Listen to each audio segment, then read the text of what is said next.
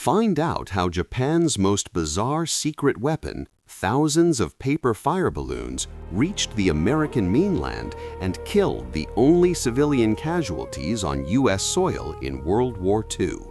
The 5th of May, 1945, dawned over the Pacific Northwest with a clarity that felt almost apologetic. It was a Saturday. Across the Atlantic, the Third Reich was twitching in its final spasmodic death throes.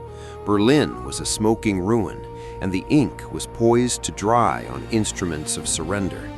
But here, in the high desert timberlands of southern Oregon, the war was a radio echo, a headline in a folded newspaper, a ghost that haunted the periphery of vision but rarely touched the skin. The air in Klamath County tasted of pine resin and thawing earth, not cordite. The sky was not the gray of ash, but a piercing, relentless blue, stretching taut over the canopy of the Gearhart Mountain range. It was the kind of morning that promised a future, the kind of morning that lied. Reverend Archie Mitchell steered the black sedan along the gravel washboard of the forestry road, the suspension groaning rhythmically as the vehicle climbed away from the sprawling potato fields of Bly and into the embrace of the Fremont National Forest. The car was a capsule of domestic noise, insulated from the vast silence of the wilderness. Beside him sat Elise. At 26, she carried the blooming weight of their unborn child with a serene grace, her hands resting instinctively on her stomach as the car jostled. She was the anchor of the group, her floral print dress a splash of soft color against the austere leather interior. In the back, and spilling over into the reality of the confined space with knees and elbows, were the children, 5 of them. They were not merely students from the Sunday school class. They were the vibrant, noisy, undeniable proof of life in a world obsessed with death. There was Sherman Shoemaker, the oldest at 11, possessed of that gangly, frantic energy that precedes adolescence. Jay Gifford, 13, sat with the stoic cool of a boy trying to be a man, though his eyes darted to the passing tree line with unmasked wonder. Edward Engine, also 13, argued softly with Joan Patsky regarding the merits of the fishing spot they were headed toward. Joan, 13, and little Dick Patsky, 14, rounded out the chorus. Their laughter was a tangible thing, bouncing off the windows, mixing with the dust that swirled in the car's wake. Archie checked the rearview mirror, catching a glimpse of Sherman making a face at Dick.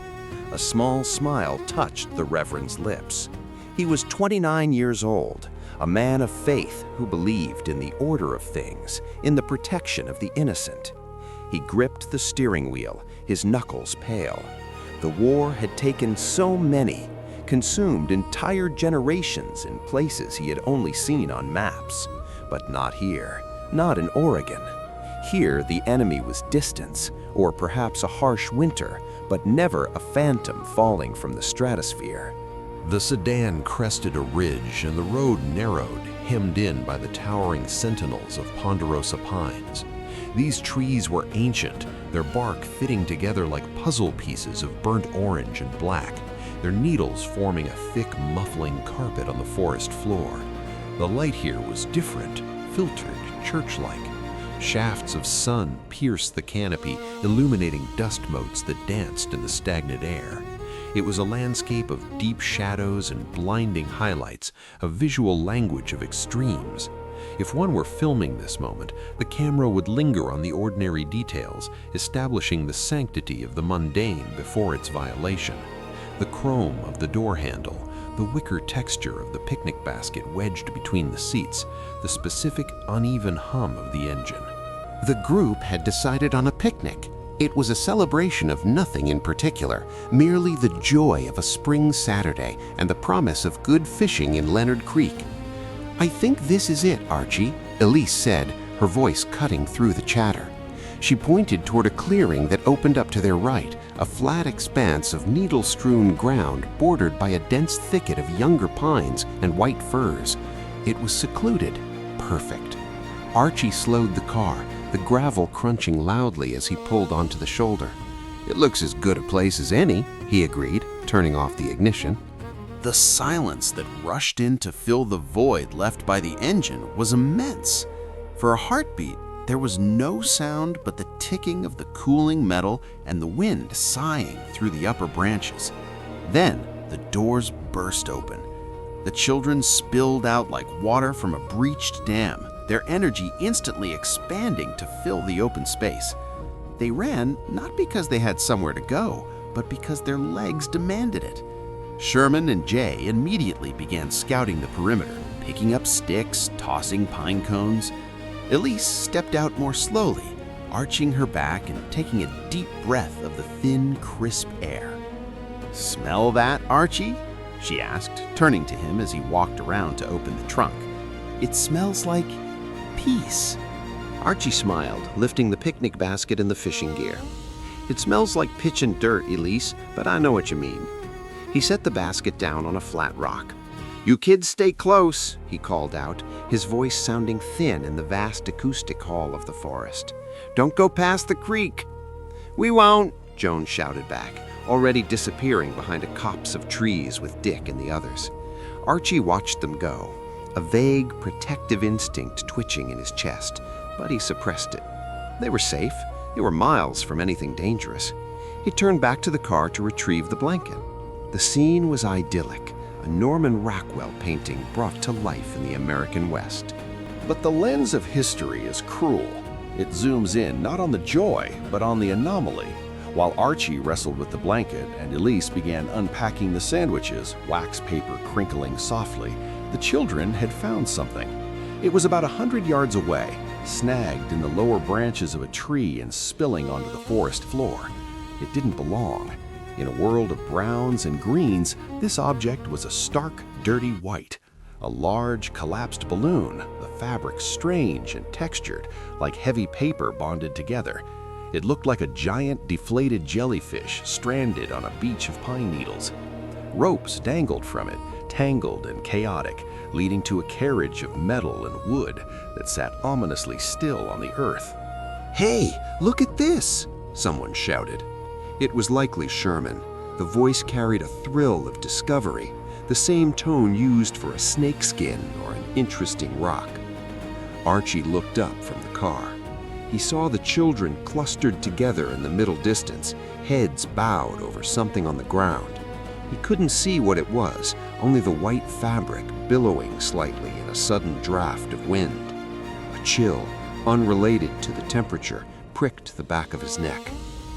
"Wait," Archie called out, taking a step forward. "Don't touch it." But the wind was against him, and the excitement of the children was a deafening force.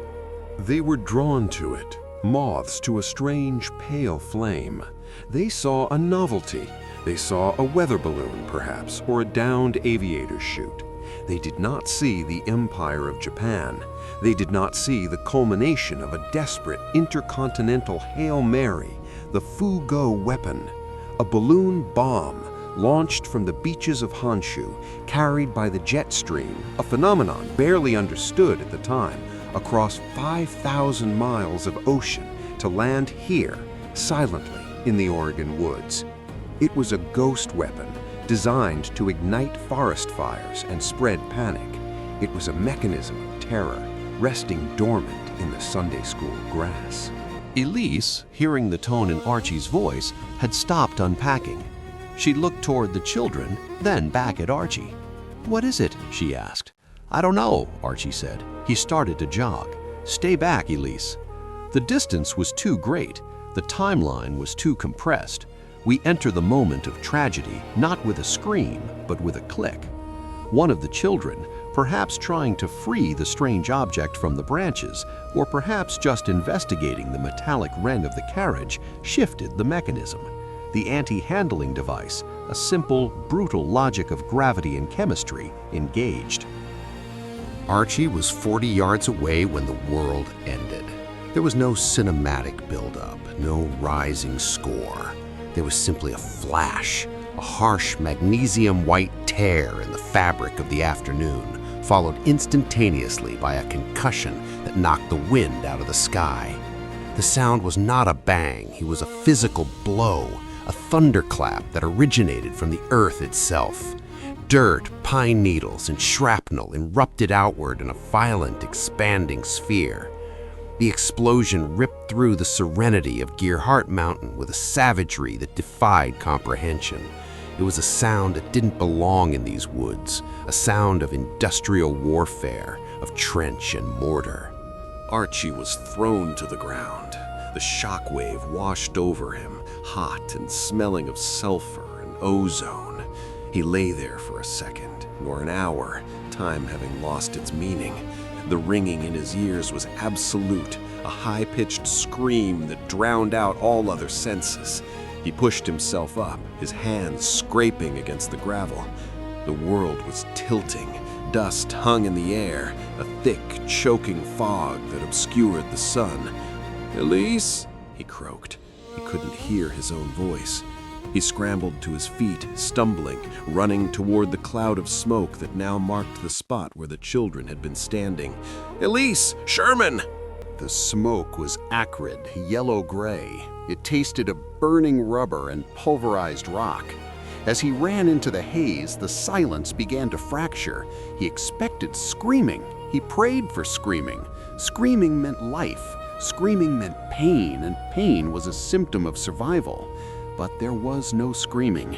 There was only the crackle of small fires starting in the dry needles and the sound of his own ragged breathing.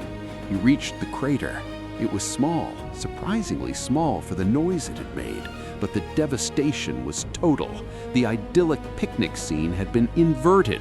The color palette had shifted from the warm Kodachrome of spring to the stark, high-contrast monochrome of a crime scene. Bodies were scattered, broken in ways that the mind refuses to process immediately. Elise, the children, they were gone, or they were there, but not them anymore. Archie dropped to his knees. His hands hovered over the scene, useless. He was a pastor, a man trained to deal with grief, to offer words of comfort in the face of death. But this was not death as he knew it. This was erasure. This was a lightning strike from a clear blue sky. He crawled toward where Elise lay. The dress with the floral print was scorched. He touched her shoulder, his hand trembling so violently he could barely control it. There was no pulse. There was no rise and fall. The silence of the forest returned, heavier now, judging. The birds had fled. The wind had died. Archie Mitchell was the only living thing in the center of a kill zone, created by men he had never met, from a country he had never seen. He looked up at the trees. The ponderosa pines stood tall and indifferent, their bark scarred by shrapnel. High above, a shred of the white balloon paper fluttered down, drifting lazily, mocking him with its gentle descent. It landed on his knee. He picked it up. It felt like parchment, rice paper. It was alien. It was the only clue. Archie opened his mouth to scream, to howl at the empty sky, but nothing came out. He was hollowed out, scooped clean by the blast. He sat in the dirt, the sole witness to the first and only combat casualties on the continental United States during World War II, and he did not know what had happened. He only knew that the picnic was over. The sun continued to shine. The dust began to settle, and on Gearhart Mountain, the war had finally, impossibly, arrived. The wind did not smell of salt or cherry blossoms anymore. It smelled of carbon. It smelled of old wood turned to charcoal, of melting glass, and of the sickly, sweet copper tang of roasted meat. Tokyo was not merely burning, it was being erased. 6 months prior to the incident on Gearhart Mountain, the Japanese archipelago lay exposed, a bruised ribcage waiting for the next blow. The psychological fabric of the nation was fraying under the relentless drumbeat of the B-29 superfortresses. These silver leviathans, gleaming high in the stratosphere where Japanese anti-aircraft fire struggled to reach, were no longer just machines of war. They were harbingers of an apocalypse that arrived on wings of deraillement. Inside the 9th Army Technical Research Laboratory, situated in the Noborito district of Kawasaki, the air was thick with cigarette smoke and the stifling heat of a humid September afternoon. The windows were blacked out, sealed against the prying eyes of reconnaissance planes and the terrifying flash of incendiaries. Here, the war was not fought with bayonets or katanas, but with slide rules, differential calculus, and a desperation that bordered on madness. Major T.G. Takada rubbed his temples, his fingers leaving smudges of graphite on his pale skin. He stared at the drafting table before him, where blueprints curled at the edges like dying leaves. The room vibrated with a low, tension-filled hum, the sound of 40 men thinking against a ticking clock. They were the architects of the impossible. "It is not enough to defend," General Tsuyoshi Kusaba's voice cut through the haze, sharp and brittle. He stood at the head of the room, his uniform immaculate despite the grim circumstances. "The people are losing faith, Takada. They see the sky turn red every night, and they ask, where is our retaliation? The submarines are hunted like whales. The aircraft carriers are gone. We have no reach." Takada looked up, meeting the general's gaze. "The distance is the enemy, General. 5,000 miles. Even if we stripped a bomber to its skeleton, it could not make the flight and return. It is a suicide mission without the honor of a target." "Then do not use a bomber," Kusaba snapped, turning to the large map pinned to the wall. It depicted the Pacific, a vast, terrifying expanse of blue that swallowed hope. Use the sky itself. This was the genesis of the madness. The project was technically known as the Fugo weapon, but in the whispered corridors of Noborito, it was simply the Vengeance. The concept relied on a meteorological phenomenon that had been, until recently, a curse for Japanese aviators. Decades earlier, a brilliant Japanese meteorologist named Wasaburo Oishi had launched sounding balloons from Tateno. He had discovered a river of wind, a high-altitude torrent flowing from west to east at speeds surpassing 100 miles per hour. At the time, the world ignored his data, buried in Esperanto language journals, but the Japanese military remembered. They knew that at 30,000 feet, a highway of air connected the burning ruins of Tokyo directly to the forests of Oregon and Washington. "The jet stream," Takada murmured, tracing the invisible line across the map, "a winter gale that never ends." The plan was audacious, bordering on the fantastical.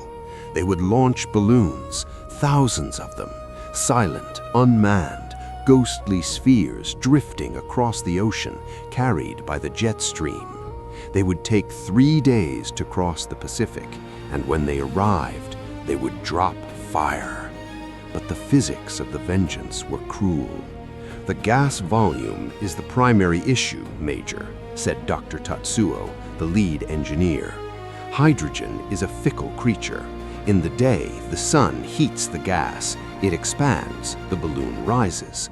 At night, the gas cools, it contracts, the balloon sinks. If it sinks too low, it falls into the ocean." "We need a brain," Takada said, "a mechanical brain that breathes." The solution they devised was a masterpiece of analog engineering, a clockwork mechanism of lethal elegance. They designed an altitude control system based on barometric pressure. Aneroid barometers, sensitive to the thinning air, would act as the trigger. "Observed," Tatsuo explained, manipulating a brass prototype. "When the balloon drops below 30,000 feet at night, the barometer engages a circuit. Click. It fires a small charge, cutting a fuse. 2 sandbags constitute ballast. They drop. The balloon lightens. It rises back into the stream." The engineering challenges were only the beginning. The materials required were non-existent. Rubber was gold. It could not be wasted on single-use weapons. They needed something lighter, something Japanese. They turned to washi.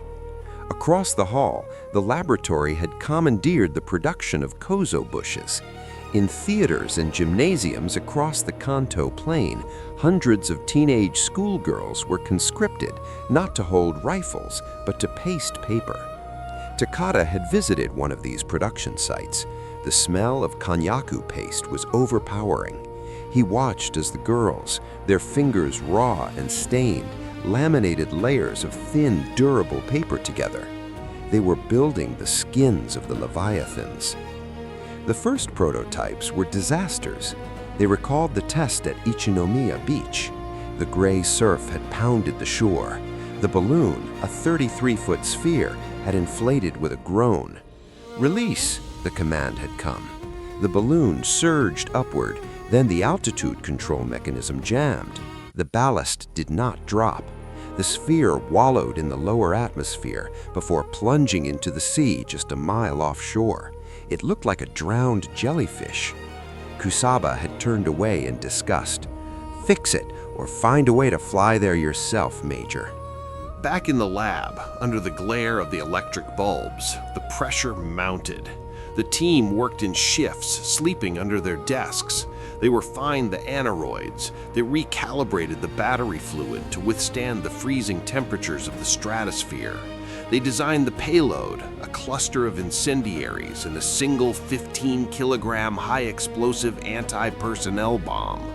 The weapon was not designed to destroy factories. It was not accurate enough for that. Takata knew this, and it gnawed at him. "What is the target?" he had asked Kusaba. "The forest," Kusaba had replied. "We will set their world on fire. But more than that, the target is their mind. Americans believe they're untouchable. We will show them that the sky is no longer safe. When a fire starts in the middle of nowhere, caused by a silent ghost, panic will spread faster than the flames." It was a doctrine of psychological warfare born of utter impotence. By October, the washi variants were ready, the Type A balloon. The final hurdle was the release mechanism for the bomb itself. Takata held the timing gear in his hand. It was heavy, cold, a simple clockwork timer. 3 days, he said to the empty room. 70 hours of flight, and then vengeance. He looked at the calendar. The winds would be strongest in November. The great wager was about to begin. Outside, the sirens began to wail again. Takata didn't move to the shelter. He picked up a red pencil and drew a final trajectory on the map. From the ashes of Tokyo, a line arced up, caught the invisible river, and descended into the green heart of America. "Burn," he whispered. "Burn as we burn." War had a way of devouring spaces, digesting their original purpose and regurgitating them as something unrecognizable. In late 1944, the Ryogoku Kokugikan in Tokyo, the hallowed cathedral of sumo wrestling, had been stripped of its soul. The air no longer smelled of salt, sweat, and the heavy clay of the dohyo. The shouting crowds and the seismic collisions of giants were gone, replaced by a hushed, rhythmic rustling that sounded like a million dry leaves skittering across a stone floor. The wrestling ring had been boarded over. The tiered seating, where spectators once cheered, was shadowed and empty, looking down upon a floor that had been transformed into a vast factory line. But there were no heavy machines here. There was no grinding of gears, no sparks from welding torches, no clang of steel on steel. The army assembled here carried no rifles. They were an army of fingers, small and nimble, stained with blue paste and stiff from the cold. They were the daughters of Tokyo, the mobilized schoolgirls of the Student Patriotic Industrial Corps, and they were building a weapon that defied the logic of modern warfare. They were building the Fugo. In a conflict defined by steel battleships, aluminum bombers, and atomic physics, Japan turned to the materials of its ancient past: paper and glue, It was a desperation born of scarcity, but executed with a terrifying, ritualistic precision. To understand the fugo is not merely to look at the mechanics of the balloon, but to witness the surreal diligence of its creation. The raw material was washi, specifically a variety derived from the kozo bush, a type of mulberry. It was a paper that had been used for centuries to create shoji screens, lanterns, and calligraphy scrolls. It was durable, lightweight, and possessed a chaotic fiber structure that gave it immense tensile strength when laminated. But to build 10,000 balloons, each 33 feet in diameter, required a quantity of paper that stripped the countryside bare. The supply chain began in rural villages, where farmers steamed the mulberry branches and stripped the bark, but the alchemy happened here, on the cold floors of theaters, gymnasiums, and music halls across Honshu. The atmosphere inside the Kokuki-kan was monastic. The girls, some as young as 13, knelt on the wooden platforms for 12 to 14 hours a day. They wore mompe, baggy work trousers, and headbands emblazoned with the rising sun. Their task was repetitive, backbreaking, and required a level of focus that bordered on trance. They were not merely gluing paper, they were creating an airtight skin capable of holding hydrogen gas for a journey of 5,000 miles across the freezing vacuum of the upper stratosphere. A single pinhole, a single weak seam, and the weapon would fail. The adhesive that bound this paper army together was as unlikely as the weapon itself. It was konnyaku, a paste made from the corm of the devil's tongue plant. In peacetime, konnyaku was a food staple, a firm, jelly-like component of Odin stews. Now, in the starving capital, it was a strategic resource. The paste was edible, and the girls, their stomachs often rumbling with the hollow ache of rationing, had to resist the urge to eat the very glue they were applying. It was dyed a distinct blue to discourage consumption and to make it visible against the white paper, allowing supervisors to check for even coverage. The smell of the hall was the smell of this paste, earthy, slightly sour, and pervasive. It seeped into their clothes and their hair. The process was agonizingly slow. The girls would take a sheet of washi, brush the blue konnyaku along the edges, and overlap it with another sheet, then another, and another. They built up the envelope in layers, laminating 3 or 4 sheets together to create a durable skin. The grain of each sheet was oriented perpendicular to the one below it, a technique borrowed from plywood manufacturing to maximize strength. Once a section was glued, it had to dry, but time was the enemy. The military timetables were absolute. To speed up the process, the girls were not given heaters for their bodies. Fuel was too precious, but they were given heat for the paper. Large drying shifts were organized, often utilizing the body heat of the workers themselves in the cramped spaces, or precious coal burned in braziers that were moved dangerously close to the flammable paper. The supervisors were older women or wounded veterans pacing the rows with bamboo sticks. They were terrified of sabotage, but more terrified of incompetence. "A bubble is treason," one matron would hiss, leaning over a girl whose fingers were trembling with fatigue. If a bubble of air was trapped between the layers of paper, it would expand when the balloon rose to high altitude, causing the skin to delaminate and burst. Every inch of the paper had to be inspected. The girls smoothed the seams with their fingernails, their hands moving with the practiced grace of origami folders, yet the intent was lethal. It was a juxtaposition that defined the entire project, the delicate feminine art of papercraft harnessed for indiscriminate destruction. While the girls glued the skins, the engineers were wrestling with the physics of the delivery system. The paper envelope was merely the vehicle. The brain of the weapon was the altimeter. In a secret laboratory miles away from the rustling paper halls, men like technical Major General Tsuyoshi Kusaba were fighting a battle against nature. They knew that the jet stream, a concept only recently understood and mapped by Japanese meteorologist Wasaburo Oishi, acted as a highway across the Pacific. At 30,000 feet, the The winds blew consistently from west to east at speeds exceeding 100 miles per hour. A balloon caught in this stream would reach the North American continent in 3 to 4 days. But balloons are fickle. During the day, the sun heats the gas, causing it to expand and the balloon to rise. At night, the gas cools and contracts, causing the balloon to fall. Without a correction mechanism, the Fugo would crash into the ocean on its first night.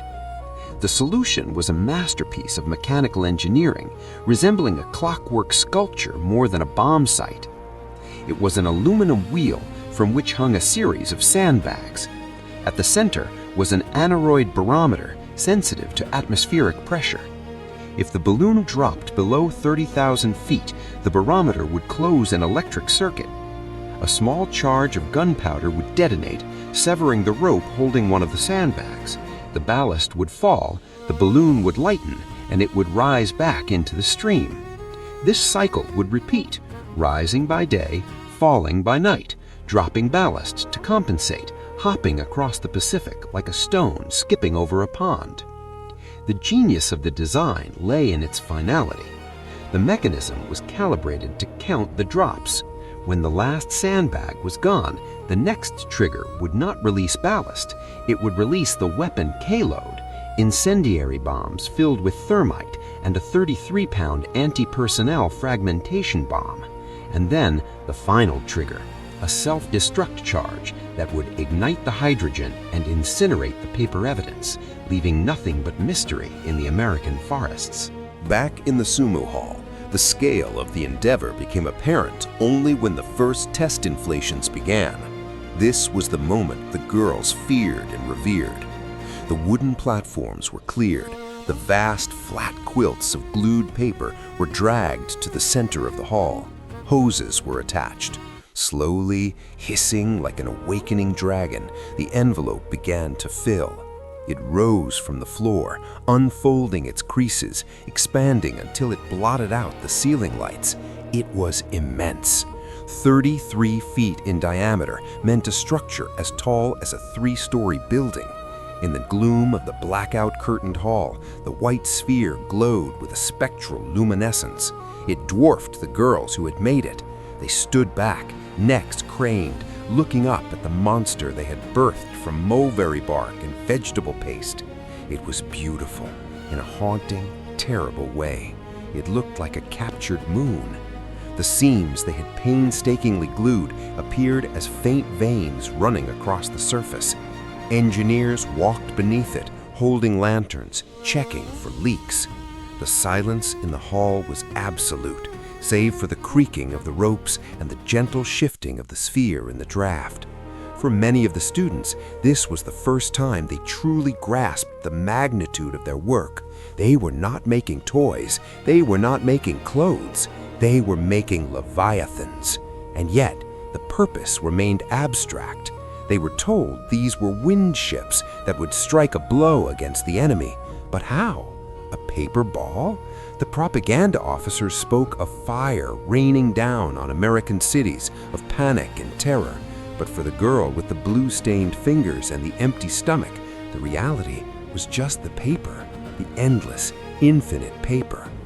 The emotional weight of the chapter lies in this disconnect, the innocence of the workforce contrasted with the cynicism of the strategy.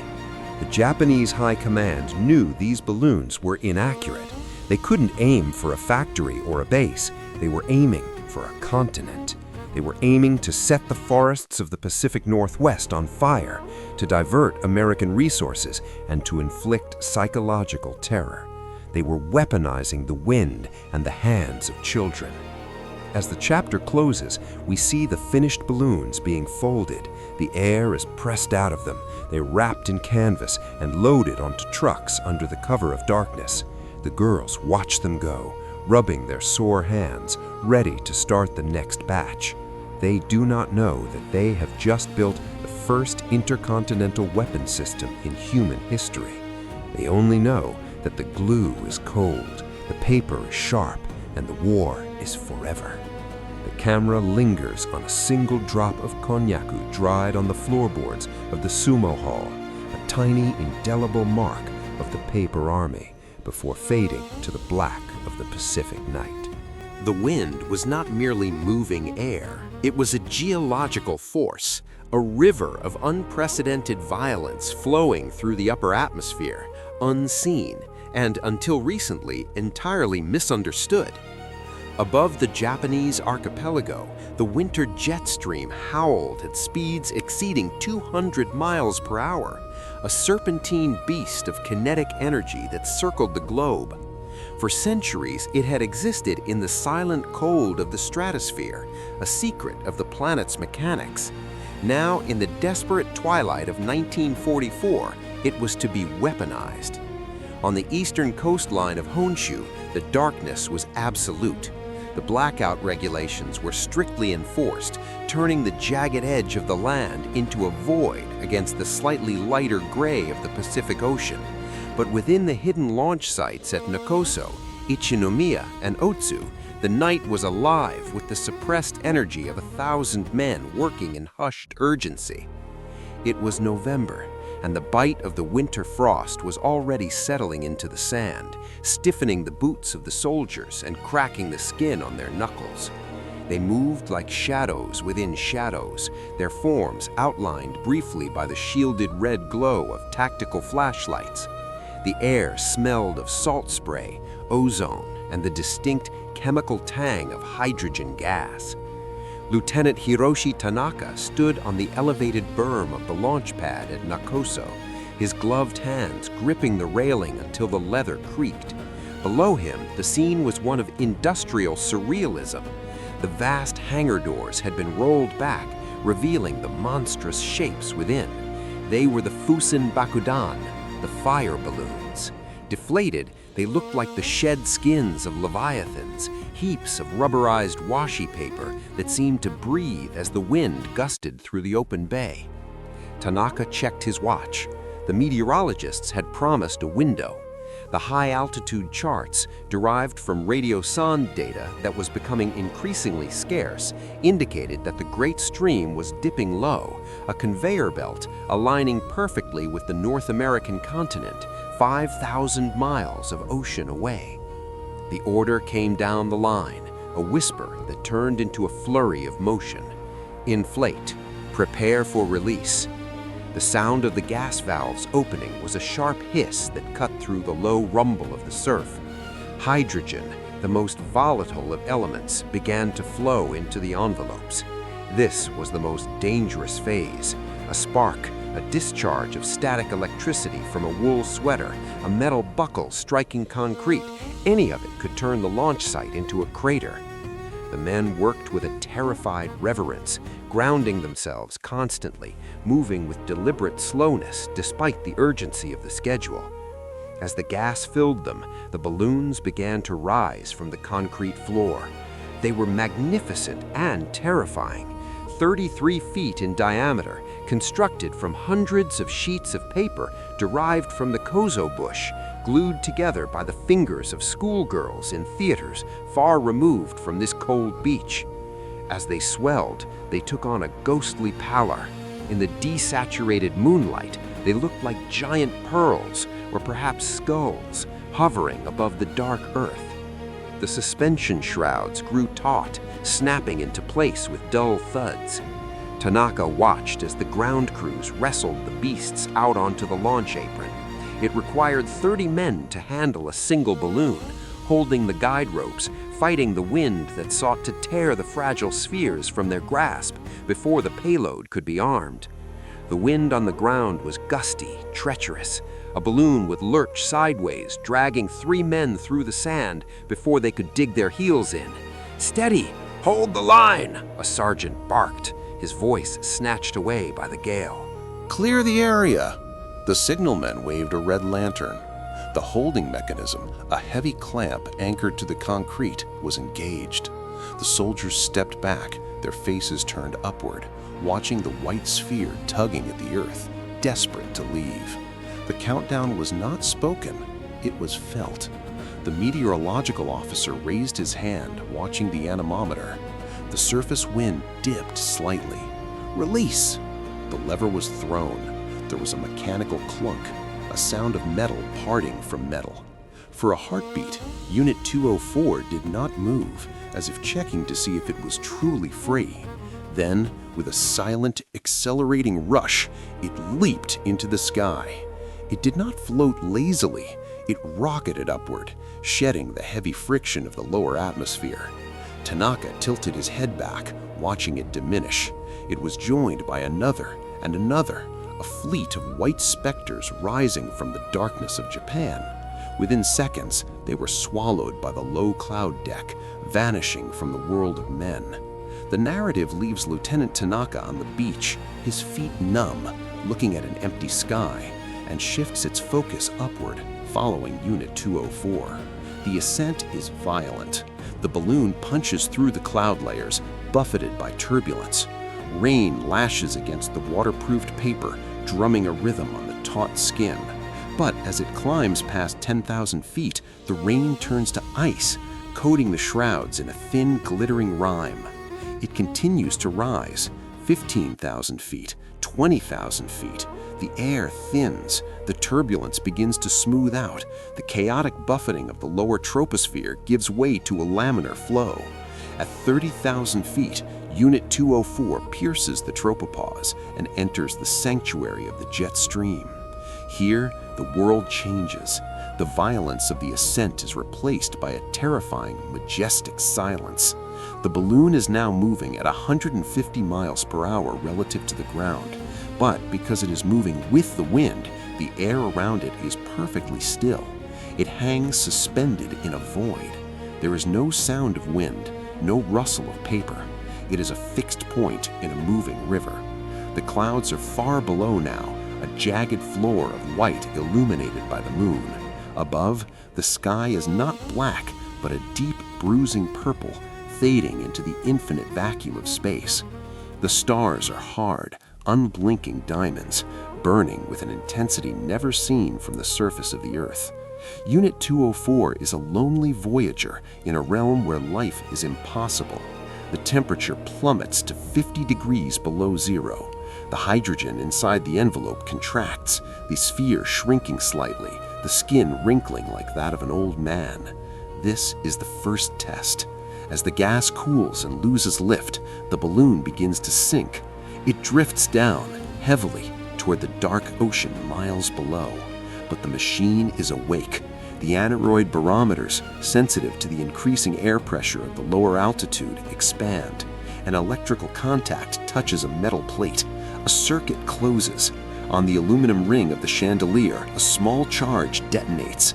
A sharp crack echoes in the thin air, the only sound in 1,000 miles.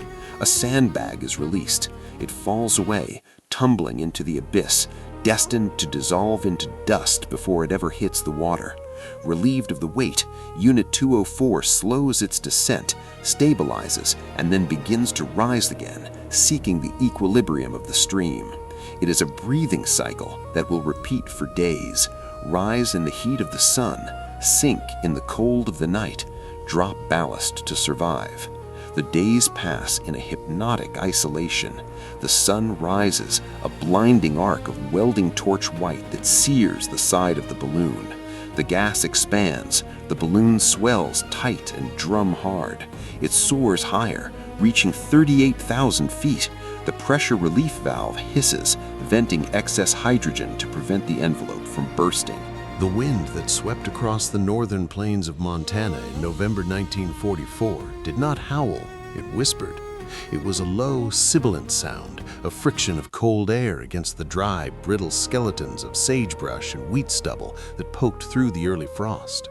For Elias Thorne, a man whose life was measured in the rhythmic cycles of calving and harvest, the silence of the high country was usually a companion. But on this particular Tuesday, the silence felt different. It felt pregnant, heavy with an intrusion he could not yet name.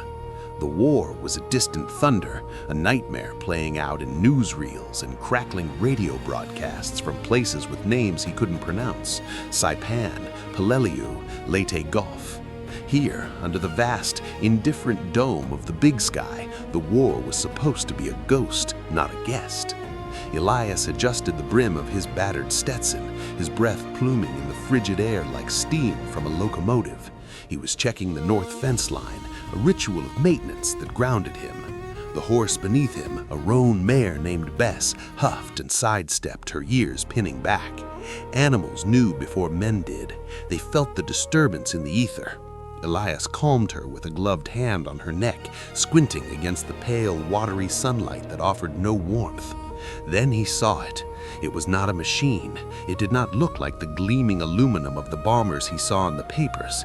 It looked organic, a great pale jellyfish stranded on the ocean of dry grass.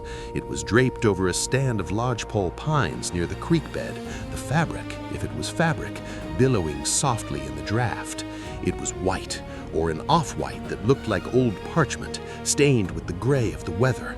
Ropes, intricate and tangled, hung from its underbelly like the tentacles of a deep-sea creature, dragging a metallic carcass that gleamed dull and ominous in the shadows.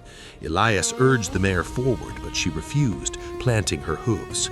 He dismounted, his boots crunching loudly on the frozen earth. As he approached the object, the sheer size of it became disorienting. It was massive, perhaps 30 feet in diameter, now deflated and defeated by the earth. He reached out a hand, hesitating. The material was unlike anything he had ever touched. It wasn't canvas. It wasn't silk. It felt like paper, layers of it, glued together with a vegetable paste that smelled faintly of the earth, but not his earth. It was tough, textured like the skin of a dried fruit. Washy. He didn't know the word then, but his fingers traced the fibers of the mulberry paper, sensing the alien craftsmanship. This was made by human hands, patient, meticulous hands. He looked down at the mechanism tangled in the brush, an aluminum ring, barometric sensors, batteries that looked like blocks of ice, and something else, a canister, dented but intact. A sense of dread, cold and liquid, poured into his stomach. This had fallen from the sky, silent as snow. There were no tracks, no tire marks, no sound of an engine, just this whisper from the heavens. Elias backed away slowly, the hair on his arms standing up beneath his heavy coat. He felt watched, not by a person, but by the intent behind the object. He scrambled back onto his horse, turning her sharply. He needed to find the sheriff. He needed to tell someone that the sky was broken. 3 hours later, Sheriff Jim Miller stood in the same spot, scratching the stubble on his jaw. The wind had picked up, snapping the loose folds of the paper balloon like a whip. Miller was a man of logic, a man of the law. He dealt with cattle rustlers, drunk disorderly conduct, and the occasional domestic dispute. He did not deal with this. "You say it just sat there?" Miller asked, his voice swallowed by the open space. Further north, in the deep, rain-soaked timberlands of Washington state, the discovery was more violent. A team of loggers working a remote tract near the oscillating snow line heard a sound that wasn't the crack of an axe or the roar of a chainsaw. It was a dull thud, followed by a flash that illuminated the canopy from within, casting long, dancing shadows against the mossy trunks. They hiked toward the disturbance, their boots sinking into the wet duff. They found a crater. It wasn't large, perhaps 5 feet across, but the earth was scorched, the ferns turned to black ash. Hanging from the branches of a Douglas fir above the crater was the remnants of the delivery system, shredded paper, tatters of rope. The smell of ozone and cordite hung heavy in the damp air. One of the loggers, a veteran of the First World War, recognized the smell.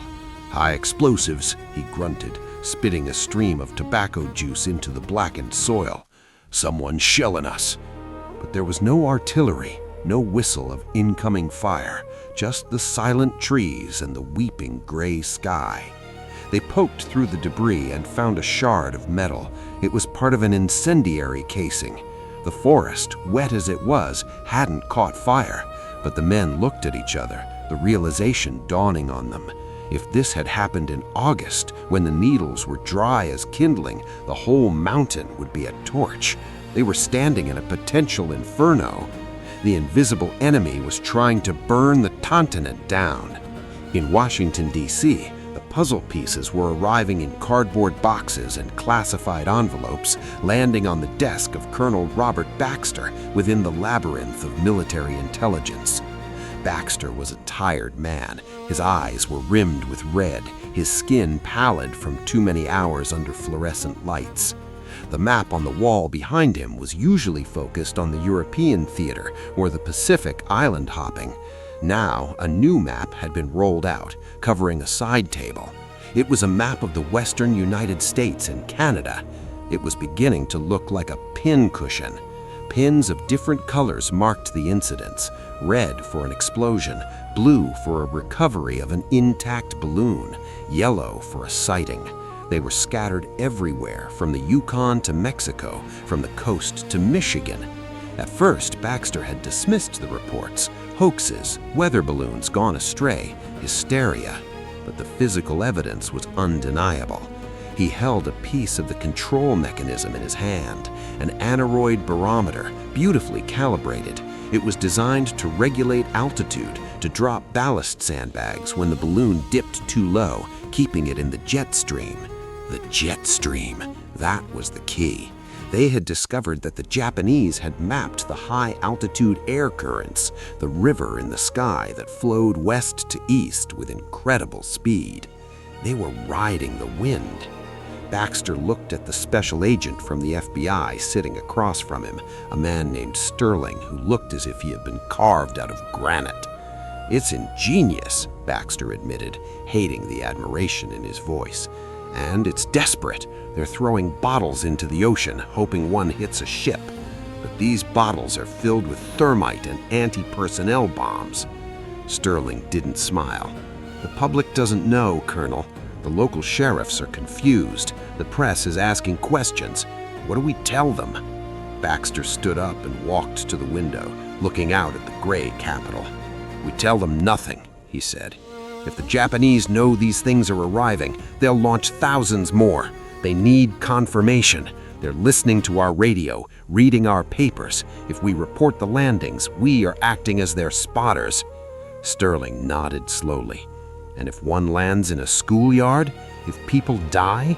The year 1945 arrived not with the warmth of the rising sun, but with the cold, biting gray of a winter that seemed intent on burying the Japanese archipelago under frost and despair. On the eastern coast of Honshu, at the secret launch sites of Utsu, Ichinomiya, and Nakoso, the wind did not merely blow, it screamed. It was a physical force, the very engine of their hope, the jet stream, that great river of air discovering the upper atmosphere, roaring overhead at speeds the human mind struggled to comprehend.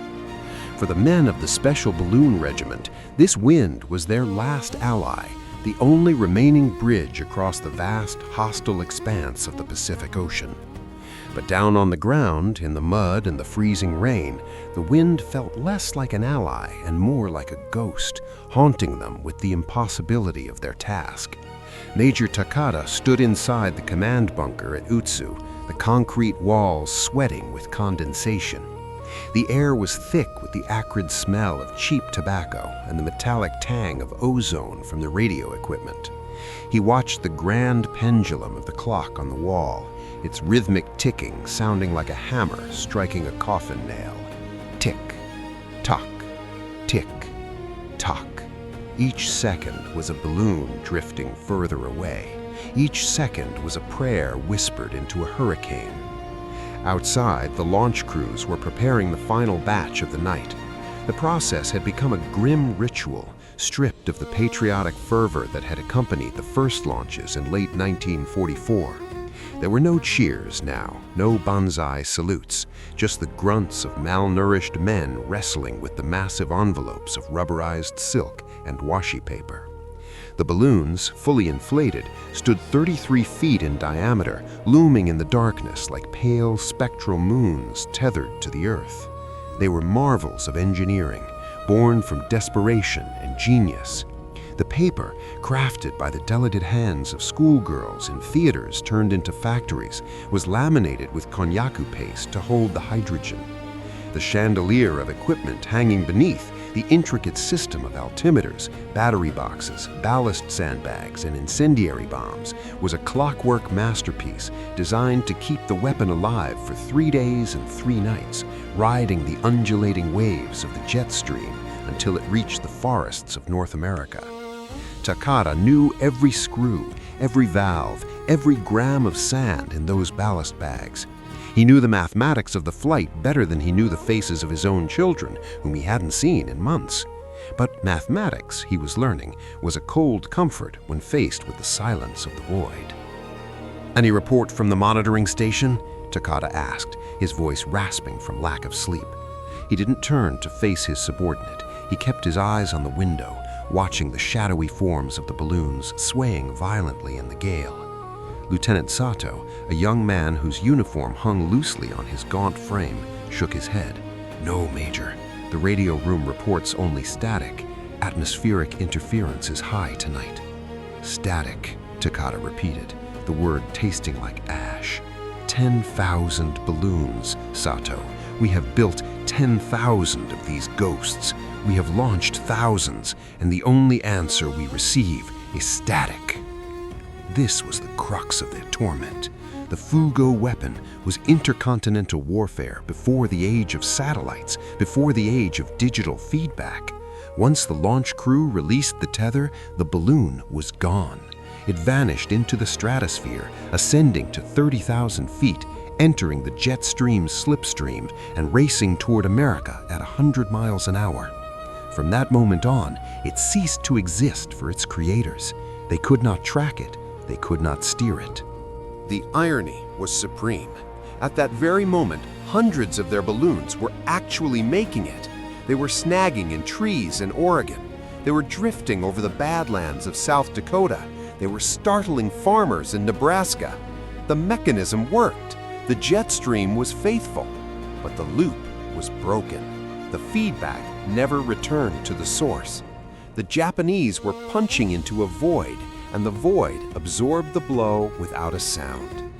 By April 1945, the situation in Japan was critical.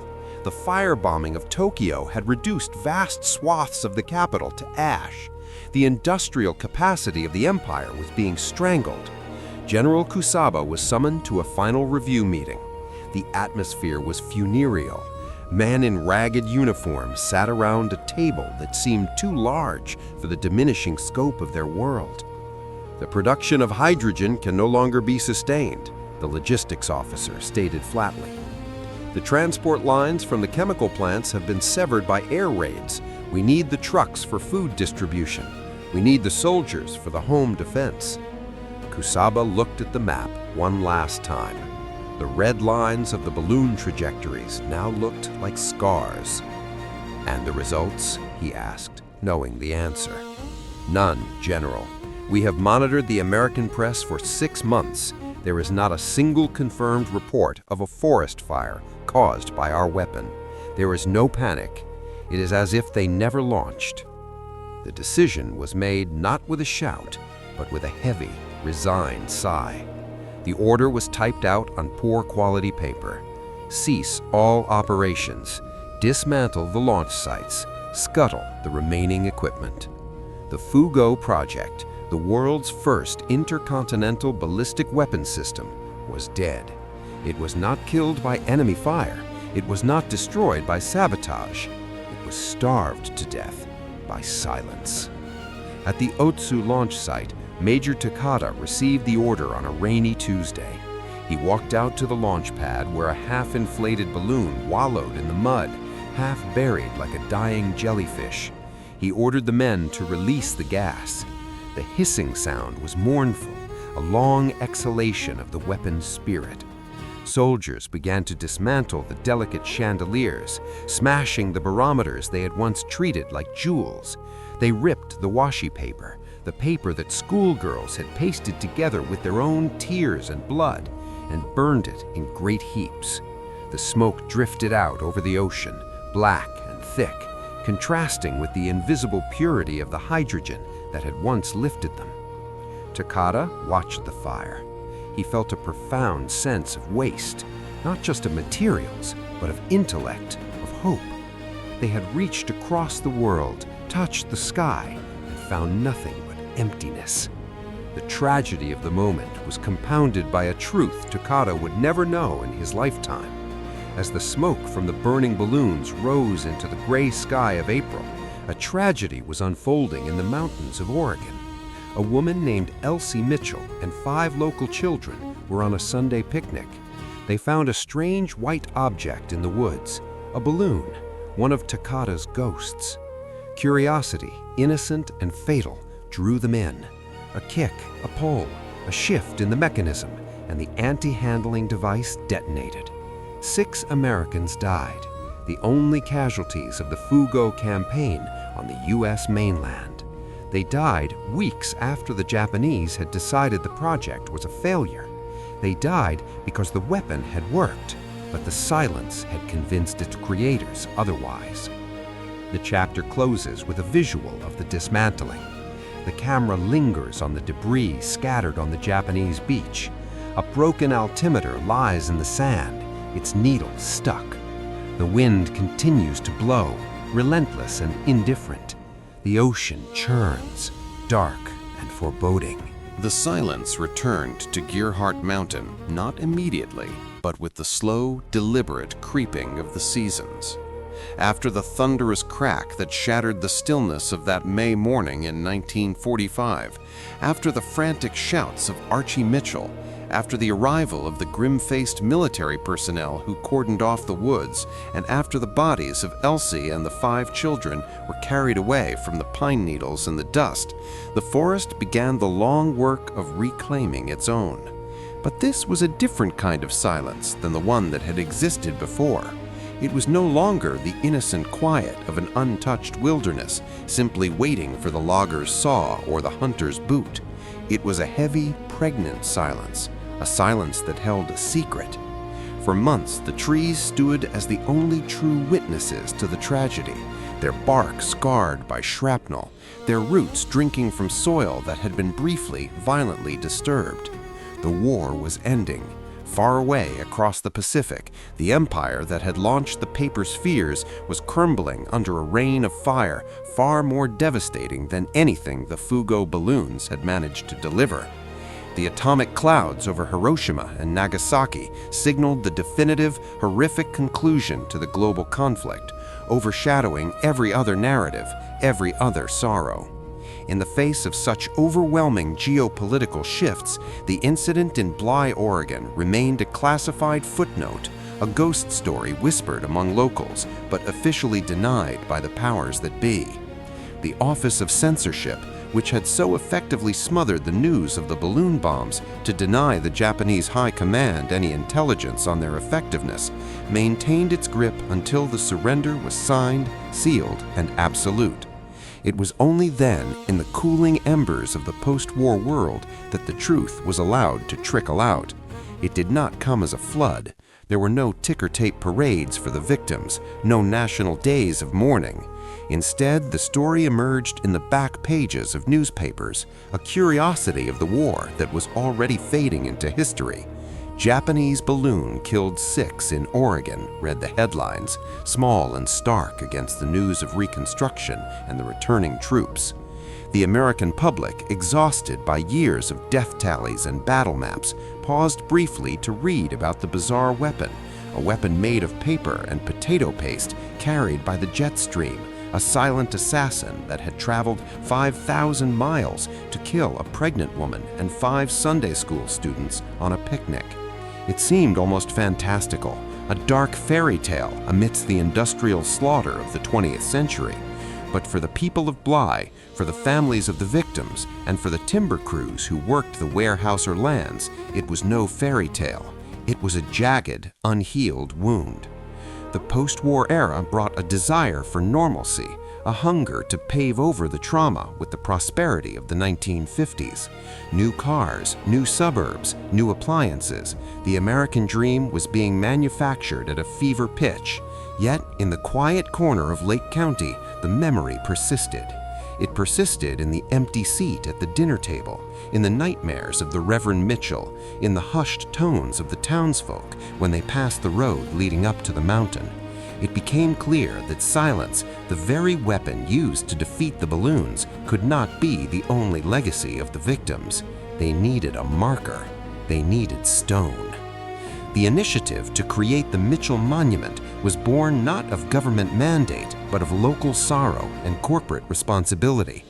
The Weyerhaeuser Company, on whose land the tragedy had occurred, understood that this patch of forest was no longer just timberland. It had been sanctified by blood. It was hallowed ground. When the speeches began, they were not bombastic. There was no glory to be found here, no enemy combatants defeated, no strategic objectives seized. There was only loss. The speakers spoke of the unpredictability of war, of how the tides of global conflict can wash up on the most unexpected shores. They spoke of Elsie Mitchell, the young wife who lay dying in the snow, unaware that she was making history. They spoke of the children, Dick, Jay, Edward, Sherman, Joan, whose laughter had been cut short in a flash of fire. As the plaque was unveiled, a hush fell over the assembly that was deeper than the silence of the woods. It was a collective holding of breath, a recognition of the fragility of life. The bronze shone dully in the filtered sunlight, listing the names and the date, May 5th, 1945. The monument stood as a counterweight to the technological marvel of the weapon that had caused the tragedy. The Fugo Walloons were a feat of desperate ingenuity, intercontinental ballistic warfare before the age of rockets. They were constructed by schoolgirls in Japanese theaters converted into factories, pasting together layers of washi paper with konnyaku paste, striving for a perfection that would hold hydrogen gas for a journey across the Pacific. They were equipped with intricate altimeter switches, barometers, and sandbag ballast systems designed to ride the jet stream, a wind current the Japanese had discovered and weaponized. It was a paper army of 9,000 balloons, launched with the hope of setting the American forests ablaze and spreading panic among the populace. And in a strategic sense, they failed. The forests were too damp to burn. The mechanisms failed. Thousands dropped into the ocean or vanished into the remote wilderness of Canada and Alaska. Only a few hundred ever reached North America, and of those, only one caused lethal harm. But standing before the Mitchell Monument, the concept of failure seemed irrelevant. For the families of the 6 victims, the weapon had worked with devastating perfection. It had achieved a 100% kill rate in that specific radius of blast. The juxtaposition was haunting. The highest technology of the time, the jet stream, the complex engineering, all converging to kill a woman and 5 children on a fishing trip. It was a grim lesson in the chaos theory of warfare, that a butterfly flapping its wings in Tokyo, or rather a schoolgirl pasting paper in a humid factory, could cause a hurricane of grief in Oregon. In the decades that followed the dedication, the monument settled into the landscape. The raw earth around the stone grew over with grass and ferns. The shrapnel tree continued to grow, the wood slowly enveloping the metal fragments embedded in its flesh, healing over the wounds just as the town of Bly tried to heal. The site became a place of pilgrimage, but a quiet one. It was not a tourist trap. It was hard to find, tucked away on logging roads, requiring intention to visit. Those who came were often history buffs or relatives of the victims, or simply travelers seeking a moment of connection with the past. They would stand before the stone, tracing the letters on the plaque, listening to the wind in the treetops. The wind, the same force that had brought the balloon, now served as a gentle guardian of the site. It whispered through the needles, a soft, sibilant voice that seemed to recite the names of the lost. As the years turned into the new millennium, the story of the Fugo balloons transitioned from memory to history. The generation that lived through the war